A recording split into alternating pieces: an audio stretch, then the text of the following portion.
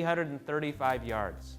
It's actually 135 yards. We've increased that 200 yards. Bogey golfer hits the ball on the tee shot, 200. So you kind of want to take the perspective that his ball is going to land, just kind of stop basically right at that blue tee, the back tee. Relatively flat hole. Elevation was also 0. Any dog leg or forced layup going on with that hole?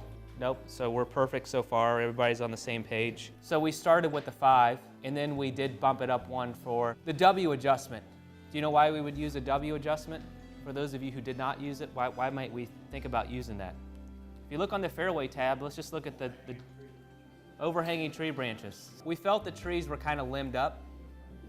It wasn't pine trees that were really dense and hanging low to the ground, so 135 yards for a scratch golfer to get on or near the green with limbed up trees like that. They were stacked up in there pretty well. 7 minus 3 would get us to our 4. You know, if you didn't have the in for fairway bunkers, that's basically wrong. I mean, you have to give that an in for fairway bunkers. OB, what did we get for those values? Did everyone have a discussion about discounting the obstacle because it's only behind the green? When you have an obstacle that's only behind the green, we would consider downward adjusting it by a point or 2.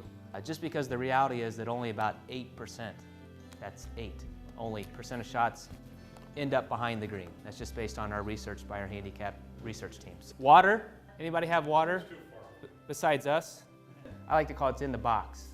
If it's in the box, if it's within 60 left or right, so it's a 120-yard wide window that we're looking for any obstacle in course rating. It's at least going to get a 1.